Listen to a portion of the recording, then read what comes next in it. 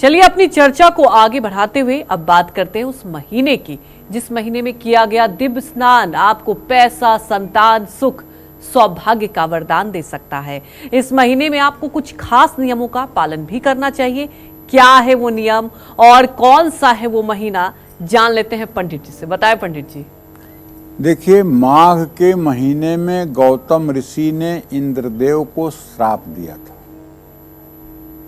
और इंद्र ने प्रायश्चित करने के लिए इस माह में गंगा स्नान किया था।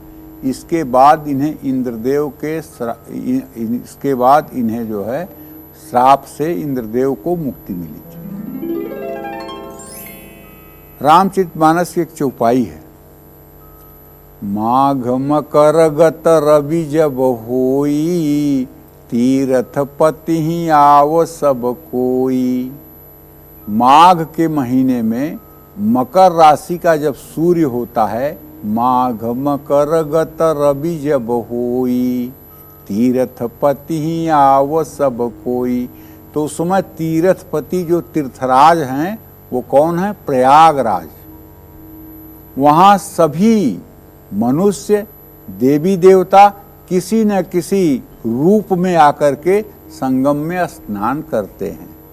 वहाँ आप ये नहीं कह सकते हैं केवल मनुष्य स्नान करते हैं। साधु संतों का तो पूरे भारत से जमावड़ा रहता ही है पूरे माघ महीने में, लेकिन वहाँ देवता लोग भी आकर स्नान करते हैं मनुष्य वेश में।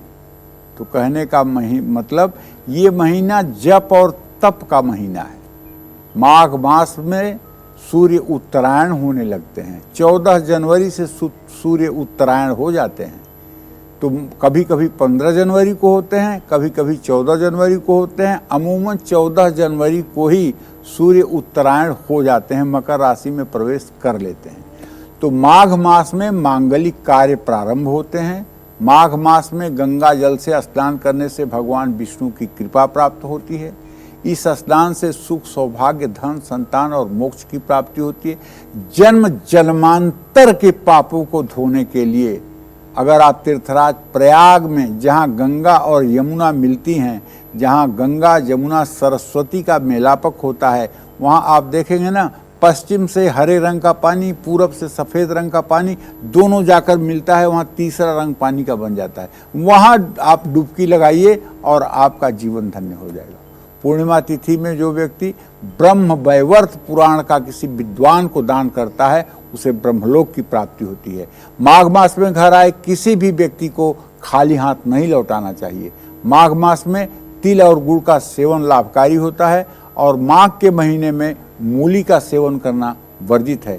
इस महीने में जो लोग अपने बेटियों के यहाँ अन्न और तिल से बनी हुई मिठाइयाँ भेजते हैं, उन्हें वैकुंठ में वास करने का स्थान मिलता है।